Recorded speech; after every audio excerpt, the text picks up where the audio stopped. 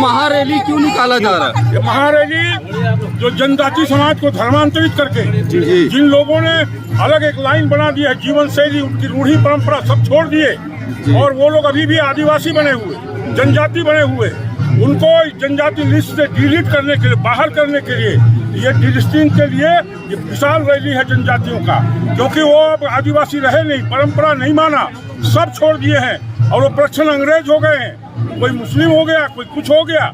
ऐसे लोगों को जनजाति की लिस्ट से डिलीट करना है, उनको बाहर करना है। इसी मांग को लेकर के विशाल रैली। सर कहाँ तक का रैली चलेगा ये? अभी पूरे शहर में चलेगा, पूरे शहर में चलेगा, आखिरी में यहाँ सभा जी।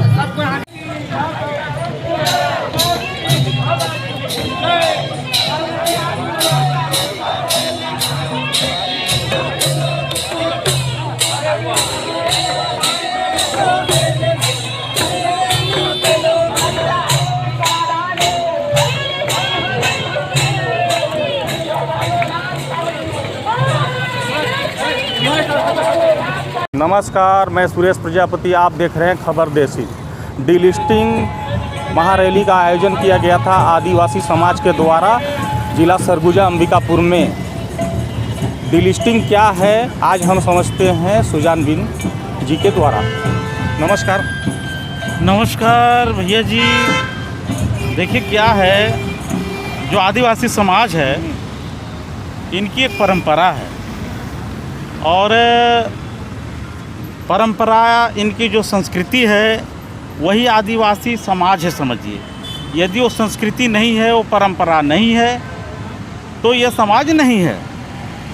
तो इनकी संस्कृति क्या है, इनकी परंपरा क्या है? ये जो है प्रकृति पूजक होते हैं। प्रकृति, पेड़ पौधे, पशु पक्षी, इन सबको अपना आराध्य मानते हैं और इन्हीं के बदौलत जो है ये चूँकि प्रकृति से जुड़े हैं, इस कारण से ये आदिवासी कहते हैं। अब इसमें है क्या कि इसमें दूसरे धर्म के लोग अब इसमें घुसने लगे, तो उसमें हो क्या रहा है कि इनकी जो संस्कृति परंपरा है वो खराब हो रही है, नष्ट हो रही है।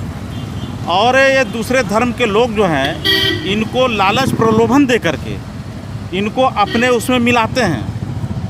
मिलाने के बाद क्या है कि दूसरे जो धर्म के लोग हैं उनको बाहर से पैसा आता है और उसका उपयोग ये करते हैं। उधर से भी मिल रहा है और इधर से भी मिल रहा है। तो इनकी जो मूल जो चीज़ है, जो इनकी आदिवासी संस्कृति, कला, परंपरा जो है वो नष्ट हो रहा है।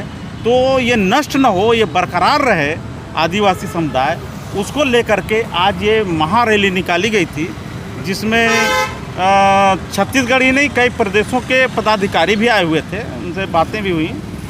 तो अब इसमें है क्या कि ये समुदाय का मांग है, जो जनजाति मंच द्वारा जो कार्यक्रम किया गया था, मांग ये है कि इनको इसमें जो उसमें बन चुके हैं तो उनको ये जो सरकारी जो योजनाओं का लाभ मिल रहा है वो ये कह कर कि हम आदिवासी हैं, जबकि आदिवासी परंपरा का वो पालन नहीं करते हैं, तो इनको उससे हटा दिया जाए।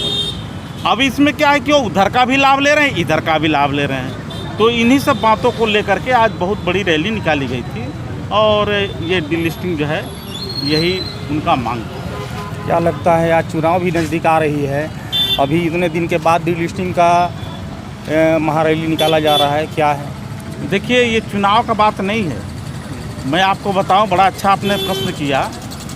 ये आप थोड़ा पीछे जाना पड़ेगा, आपको 30-40 साल पीछे जाना पड़ेगा। 1970 की बात है, जब जनजाति समाज के, आदिवासी समाज के एक बहुत बड़े लीडर हुए कार्तिक उरांव जी, वो देखे कि हमारा संस्कृति, हमारा कल्चर जो है नष्ट हो रहा है ये विदेशियों के चक्कर में, विदेशी धर्मों के चक्कर में, तो इसका आवाज़ उन्होंने उठाया। और मैं आपको बताऊं, आपको ताजुब लगेगा कि उस समय 348 सांसदों से इन्होंने सिग्नेचर करा के सहमति प्राप्त करके और संसद में इस बात को रखी थी कि इस पर रोक लगाई जाए ये विदेशियों के षड्यंत्र से। लेकिन उस समय के तत्कालीन सरकार ने, जो प्रधानमंत्री थे, जो लोग भी थे, इस बात को स्वीकार नहीं किए, अन्यथा ये कब का रोक लग गया होता और हमारे आदिवासी समाज को इसका लाभ। शासन के द्वारा डिलिस्टिंग अगर लागू होता है तो क्या धर्मांतरण में जो लोग गए हैं उसमें क्या प्रभाव पड़ेगा?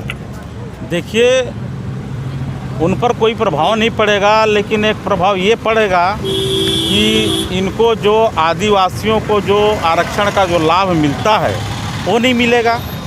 बाकी वो जिस संस्कृति, जिस कल्चर, जिस धर्म को अपनाए रहें। और बल्कि मैं समझता हूँ कि आदिवासी समाज को इसका बहुत बड़ा लाभ मिलेगा।